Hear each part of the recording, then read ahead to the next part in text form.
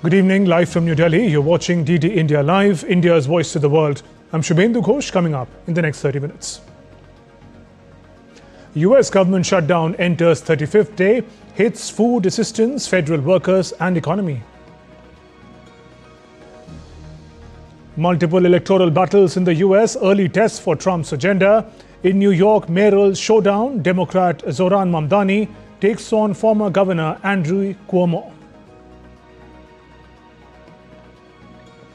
India's External Affairs Minister S. Jaishankar holds talks with Israel Foreign Minister Gideon Saar in New Delhi, reiterates India's support to the Gaza peace plan.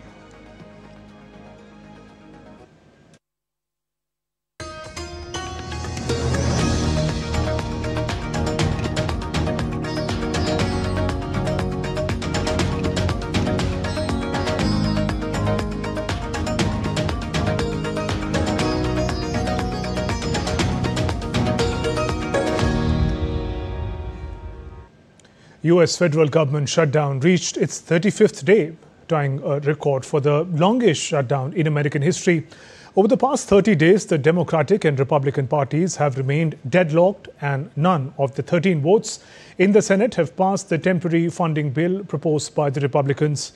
Trump administration has decided to send only partial food aid payments to 42 million low-income Americans.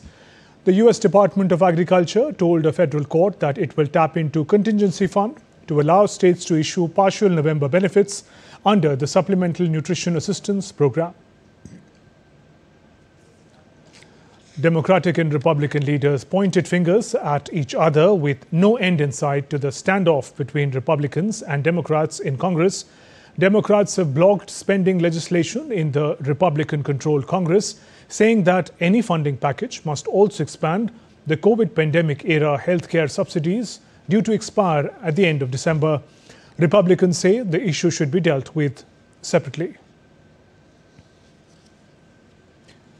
And US officials delayed a new round of flights as airlines said 3.2 million air passengers have been hit by delays or cancelled flights due to a spike in air traffic controller absences amid government shutdown. Officials say there were ground delays at the airports in Dallas and Austin due to air traffic controller shortages. Nearly 2,900 flights have been delayed on Monday. Further delays could be issued for Houston and Washington airports. The shutdown has forced some 13,000 air traffic controllers and 50,000 transportation security admin officers to work without pay and snarled tens and thousands of flights. Earlier, Transportation Secretary Sean Duffy warned the Trump administration would shutter the U.S. aviation system if he thought an ongoing government shutdown was making it too risky to travel. Let's now take a look at the key dates and events of the ongoing U.S. shutdown. United States headed towards its 15th government shutdown since 1981 on September 30th, with Republicans and Democrats in the Congress unable to agree on the budget. The U.S. government shut down much of its operations on October 1st as divisions prevented Congress and White House from reaching a funding deal. Republican congressional leaders blamed Democrats for a government shutdown, accusing them of holding the American people hostage. Democrats in the U.S. Congress put on a united front on October 1st, blaming the rival Republicans as a federal shutdown took hold. The White House warned of worker layoffs as the first day of government shutdown unfolded, even as Vice President J.D. Vance insisted no final decision was made. Lawmakers on October 3rd disagreed towards a deal that would allow them to resume government funding. Democrats and Republicans spent several days blaming each other. Both parties' attempts to end the government shutdown failed during evening voting in the Senate on October 6th. President Trump told reporters on October 21st he will not meet Democratic congressional leaders unless the ongoing government shutdown ends. Vice President Vance on October 31st warned of a holiday meltdown if the shutdown stretches and urged Democrats to provide votes to reopen the government. By the end of the day, this will be the longest shutdown. The previous record had been held by a shutdown that lasted 34 full days from December 2018 to January 2019. In other developments, voters in New York, New Jersey and Virginia head to polls choosing their next governors, a crucial early test for how Americans are responding to President Trump's turbulent first 9 months in the office. In New York City, a high-profile mayoral shutdown, Democratic Socialist Zoran Mamdani taking on former Governor Andrew Cuomo, who's running as an independent. Meanwhile, in California, voters decide whether to hand Democratic lawmakers control over congressional redistricting, escalating the fight for power in the U.S. House ahead of the next year's midterms. More than 3 million people voted early in Virginia, New York and New Jersey, in each case for exceeding the total from 4 years ago. In New York, there were 735,000 ballots cast, which was more than 4 times the number in 2021. Russia has intensified its operations in eastern Ukraine with renewed focus on strategic city of Pokrovsk in the Donetsk region. Both Russian and Ukrainian forces continue to claim territorial gains amid heavy fighting.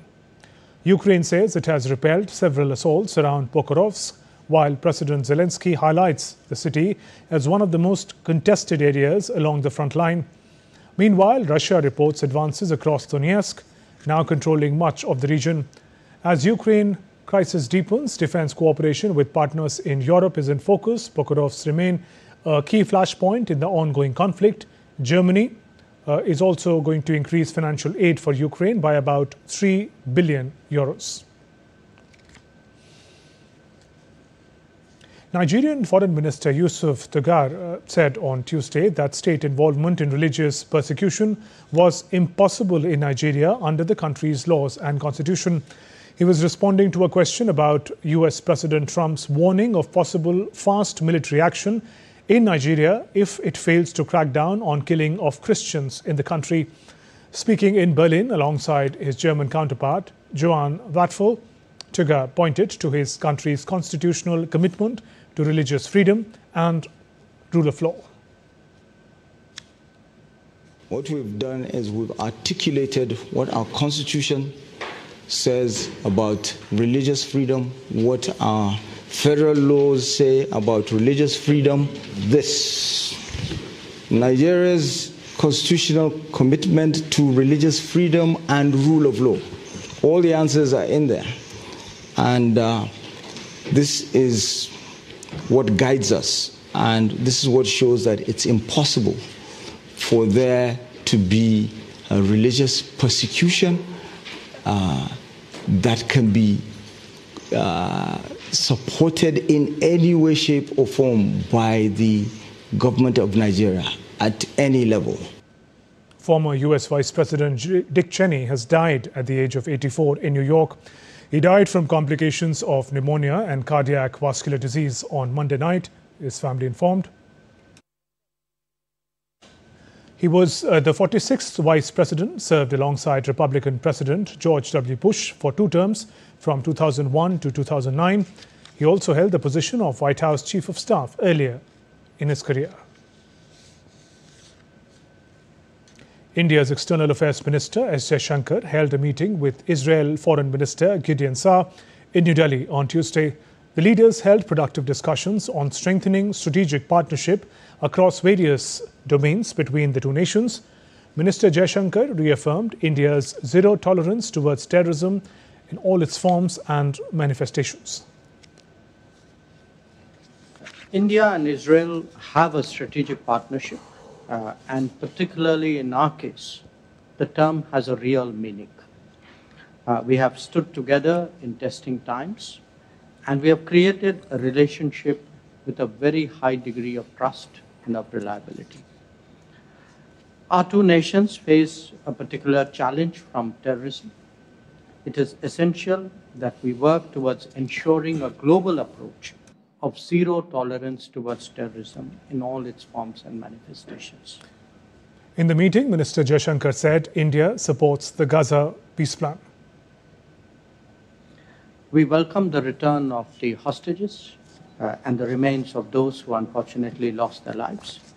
India supports the Gaza peace plan and hopes that it paves the way for a durable and lasting solution. And Israeli FM Sar shared his perspective on developments in the region, the Gaza peace plan and efforts to build durable and lasting solution. Condemning the horrific terror attack in Pahalgam, Gideon Sar said, radical terror is a mutual threat to both the nations. I believe that India is the future. I told you that. India is the world's largest democracy and the fastest growing economy. India is a global superpower. Israel is a regional powerhouse. Our nations already shares a warm friendship. Our goal is to build a long-term strategic partnership between Israel and India. India's Finance Minister Nirmala Sitharaman delivered a lecture at the Delhi School of Economics on Tuesday. She said India's steady march towards becoming world's third largest economy sets it apart from other nations. There are many other strengths. Our defense forces are strong.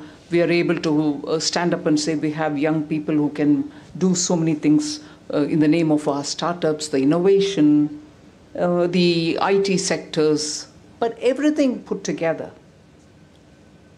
What is making us literally stand out is the fast movement between the 10th largest economy in 2014 to 5th and the 4th and now sooner probably to the 3rd. And that is what stands out. And that's the strength with which India can, one outside, make sure it can speak for itself, stand for itself, defend itself, equally within the country. Industry experts have hailed the launch of Rs 1 lakh crore fund to research during the ongoing development of emerging science, technology and innovation conclave 2025. Here's more. This fund called RDI, Research Development and Innovation Fund of 1 lakh crores is something unprecedented, and also it is something that will have a multiplier effect of many more lakh crores that will be invested into the research, development and innovation ecosystem in India. Especially, it is a fund focused on private sector, which means startups, other companies and so on, who are going to invest in innovation in India. We are looking to really do bigger and bolder things. We are also looking to collaborate all parts of government, whether the center or the center combining with the states, okay, and then all of society. I think the Honorable Prime Minister mentioned this in his remarks also. All of government and all of the nation coming together to solve India's problems. So whether it's societal problems or translation problems or building companies, or whatever it is, right? So I think that's the collaboration for impact is what I would say.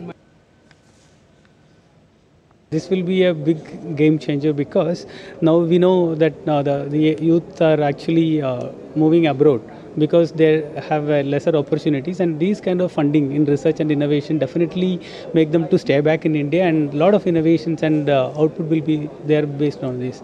And we are really thankful to the Prime Minister of India making such a big breakthrough in research. Various schemes under the INRF like the PAIR scheme and the multiple, now the recent MAHA and many schemes where we have the investigators and the innovators that get huge funding from the government of India. This was not there before.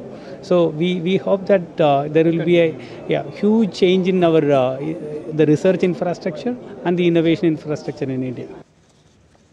In other news, in Brazil's Amazon, miners who once sought riches during the famous Serra Pelada gold rush are still digging by hand, holding on to decades-old dream. This manual effort looks small next to the massive modern Carajás iron ore mine, where the company Well uses AI and driverless trucks. The difference highlights a growing split between old-style miners and high-tech methods-backed corporations. The French army is participating in NATO's Dacian Fall exercise in Romania until November 13th. The drill involves France's 1,500-strong battalion, which includes Spanish, Belgium and Luxembourgish contingents. The exercise focuses on rapidly scaling up forces to a brigade level with at least capacity of 5,000 personnel to strengthen alliance's deterrence posture on Europe's eastern flank. Oman Sultan Haytham bin Tariq Al Said was greeted with full military honors by Spain's King Felipe and Queen Letizia at Royal Palace in Madrid on Tuesday. The official ceremony was also attended by Prime Minister Pedro Sanchez. The visit aims to strengthen bilateral ties with King Felipe and Sultan, later leading a key business meeting.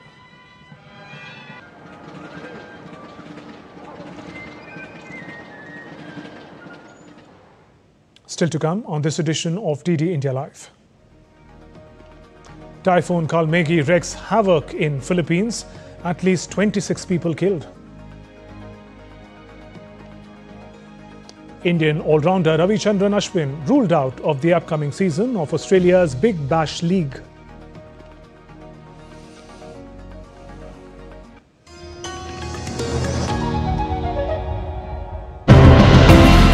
Desh Ki Mitti captures the deep connection that Indians everywhere feel with the country's soil. But today, this land and the communities that directly depend on it both face grave threats. We uncover stories of innovation and resilience that are trying to safeguard this soil for the future generations. When we follow what the scientists recommend, we end up spending less. I now use less fertilizers, but I'm getting better yields. These kinds of structures, they actually help keep the water in the landscape, allowing it to sort of seep into the groundwater and contribute to, maintaining groundwater level. 99% of the cases that I've seen, cause for urgency is not satisfied. The project is innovative. They are maintaining our beach like a clean city.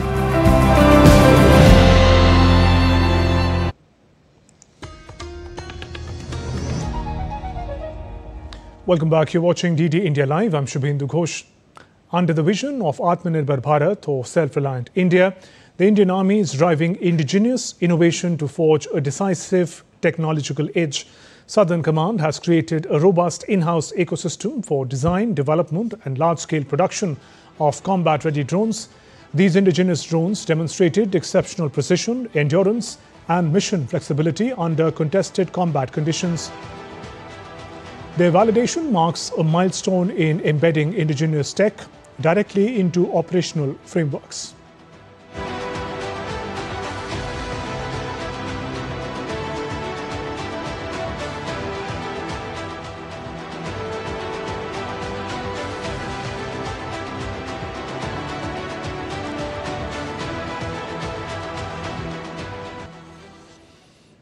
And Niti Aayog member V.K. Saraswat has emphasized the need for a coordinated policy approach to achieve high economic growth with sustainability. Speaking at the Emerging Science, Tech and Innovation Conclave, he stressed on the importance of incentivizing research and development in the private sector.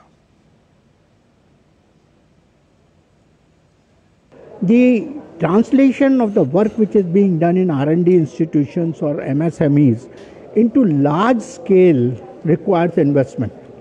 So in my talk also I mentioned that this requires more than what we are investing today. This requires more incentives in that so that private participation takes place in a big way. Public-private participation will depend upon demand. You have to create demand and you have to put the processes and the policies more attractive.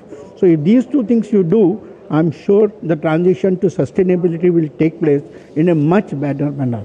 Sustainability is not an add-on. Sustainability is a base. Now no more sustainability is an add-on. It is a base. And if we have to work for the base, we have to work through a policy. In a pre-budget speech on Tuesday, British Finance Minister Rachel Reeves said she would do what is necessary to protect the country against high inflation, high interest rates, as she weighs whether to increase taxes in the 26 November budget, citing uncertainty over tariffs and stubbornly high inflation, amongst other challenges. Minister Reeves said that her annual fiscal update would be for growth with fairness at its heart and a budget that supports businesses to create jobs and innovate. My budget, led by this government's values of fairness and opportunity, and focused entirely on the priorities of the British people, protecting our NHS, reducing our national debt, and improving the cost of living. The continual threat of tariffs has dragged on global confidence, deterring business investment and dampening growth. inflation has been too slow to come down, as supply chains continue to be volatile, meaning the costs of everyday essentials remain too high. And the cost of government borrowing has increased around the world, a shift that Britain, with our high levels of debt left by the previous government, has been particularly exposed to. European Union environment ministers launched a last-ditch bid to pass a new climate change target on Tuesday. French environment minister warned that if not agreeing on EU targets would be a disaster. We need to find a figure or a range that suits everyone, because don't forget that the NDC requires unanimity. And for me, the worst disaster would be if there were no NDC to present in Belém. That would be the disaster. Ça, c'est le désastre. Some other news in Philippines. At least 26 people have been killed as Typhoon Kalmegi hit the central region on Tuesday.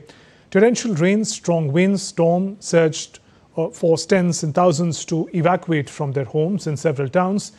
Philippine Red Cross helped the residents in being rescued in Cebu City.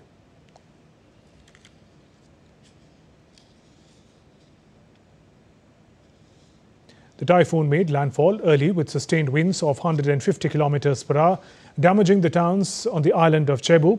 Homes and cars have been inundated. The Trans-Central Highway remained shut due to landslides and fallen trees.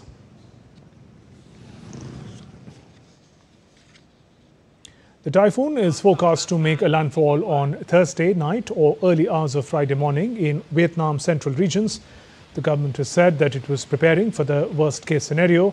Amid threat of typhoon, death toll from a week of flooding and record rains in central Vietnam rose to 40 on Tuesday.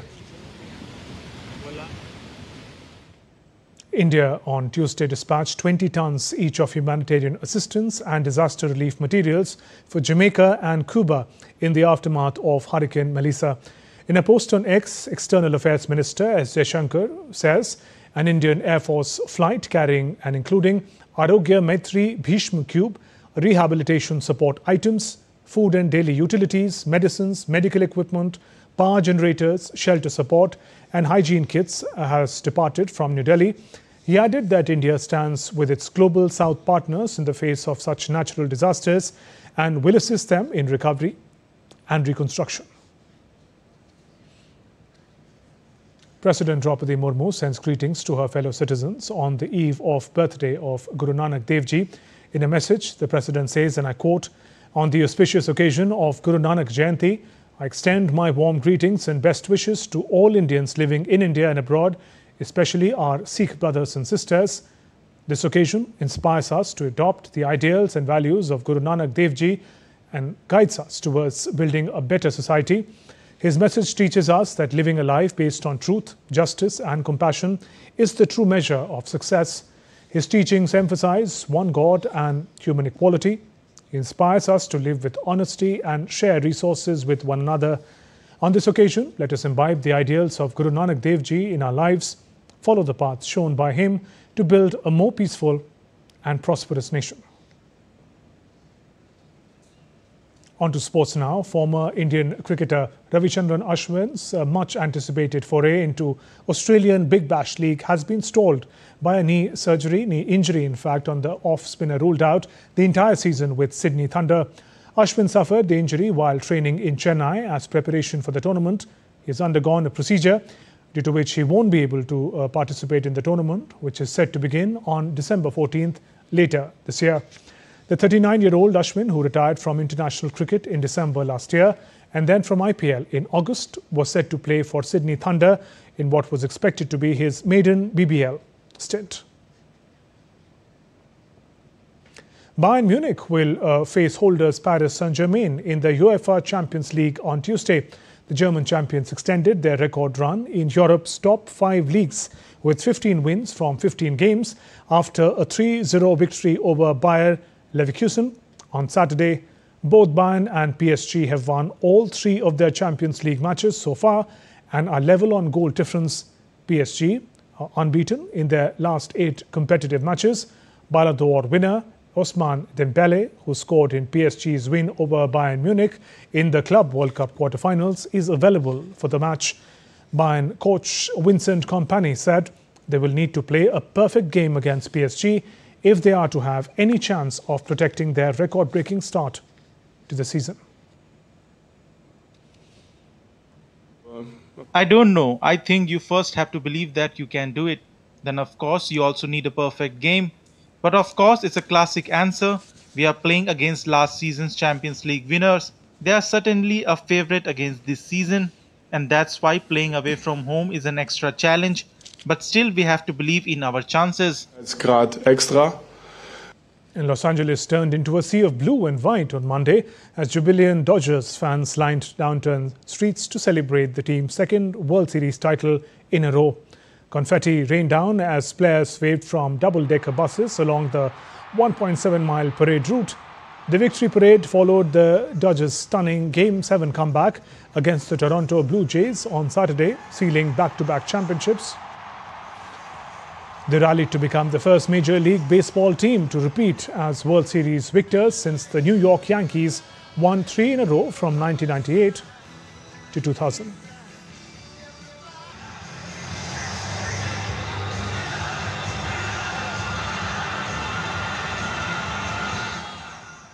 That's all for this edition of DD India Live. Let us know your thoughts on the news of the day. For those on the go, you can get all the latest news and updates from India and the world on DD India mobile app. The app is available on both Android and iOS platforms. Scan the QR code on the screen to download now. We'll be back with more news as it breaks here on DD India. I'm Shubhendu Ghosh from all of us here in Delhi. Thanks for watching DD India Live. Namaskar.